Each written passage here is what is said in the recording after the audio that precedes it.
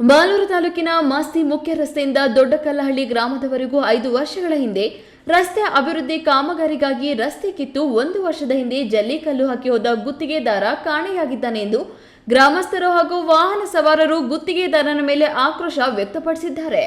ತಾಲೂಕಿನ ಶಾಸಕರು ಕ್ಷೇತ್ರದಲ್ಲಿ ರಸ್ತೆಗಳ ಅಭಿವೃದ್ಧಿಗಾಗಿ ಸರ್ಕಾರದಿಂದ ಸಾವಿರಾರು ಕೋಟಿ ಅನುದಾನ ತಂದು ರಸ್ತೆಗಳನ್ನು ಅಭಿವೃದ್ಧಿಪಡಿಸುತ್ತಿದ್ದಾರೆ. ಆದರೆ ಈ ರಸ್ತೆ ಪ್ರಾರಂಭಿಸಿದ ಗುತ್ತಿಗೆದಾರ ಕಾಮಗಾರಿಯನ್ನು ಅರ್ಧಕ್ಕೆ ನಿಲ್ಲಿಸಿ ಕಾಣೆಯಾಗಿದ್ದಾನೆ. ಆದರೆ ಈ ರಸ್ತೆಯಲ್ಲಿ ವಾಹನ ಚಾಲನೆ ಮಾಡಲು ವಾಹನ ಸವಾರರು ನಿತ್ಯ ಹರಸಾಹಸ ಪಡುವಂತಾಗಿದೆ. ಹಲವಾರು ಬಾರಿ ದ್ವಿಚಕ್ರ ವಾಹನ ಸವಾರರು ಬಿದ್ದು ಕೈಕಾಲು ಗಾಯ ಮಾಡಿಕೊಂಡಿರುವ ಘಟನೆಗಳು ನಡೆದಿದೆ. ಮಣ್ಣೆಲ್ಲ ಹೊಡೆದ್ರು ತಿರುಗಾಗೆ ಬಿಟ್ಬಿಟ್ರು. ಅಷ್ಟಲ್ಲ, ಅದು ಮೊನ್ನೆ ಮಳೆ ಬಿದ್ದಾಗ ಎಲ್ಲ ಕೊರಕಲು ಬಿದ್ದಾಗಿತ್ತು. ತಿರುಗಿ ಜಲ್ಲಿ ಹೊಡೆದ್ರು, ತಿರ್ಗಾ ಏನು ಬರಲ್ಲ. ತೊಂದರೆ ಅಲ್ಲ, ಬೇಜಾರು ತೊಂದರೆ. ಯಾವ ಲಾರಿ ಬಂದರೆ ಕಾರ್ ಬಂದರೆ ಅಲ್ಲಿಂದ ಬಂದು ಬೀಳ್ತದೆ ಇಲ್ಲಿ ಕಲ್ಲು.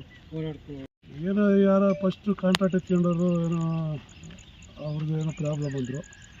ಆಮೇಲೆ ಆಮೇಲೆ ಅವ್ರಿಗೆ ಕೇಳಿದ್ರೆ ಆ ಕಾಂಟ್ರಾಕ್ಟ್ರನ್ನು ಇದು ಕೊಟ್ಟಿಲ್ಲ ನಮ್ಗೆ ವಾಪಸ್ಸು. ಅವ್ರು ರೆಡಿ ಮಾಡಿ ತಗೊಂಡು ಬೇರೆಯವ್ರಿಗೆ ಕೊಟ್ಟಿದ್ದೀನಿ, ರೆಡಿ ಮಾಡಿಬಿಡ್ತೀನಿ ಅಂದರು. ಕೆಲಸ ಆಗಬೇಕು. ಆಗಿಲ್ಲ ಅಂದರೆ ಮೊನ್ನೆ ಒಬ್ರಿಗೆ ಬಿತ್ತು ಕಲ್ಲಾಗ ಏಟು. ಇನ್ನು ಮಳೆ ಬಿಡ್ತದಲ್ಲ ಎಲ್ಲ ಎತ್ತು ಬಿಡ್ತದೆ. ಫಸ್ಟು ಮಳೆ ಬಿದ್ದಾಗ ಎಲ್ಲ ಬಂಗಾರ ಬಿದ್ದಾಗಿತ್ತು, ಆಮೇಲೆ ತಿರುಗಿ ಎಲ್ಲ ತುಂಬಿದ್ರು.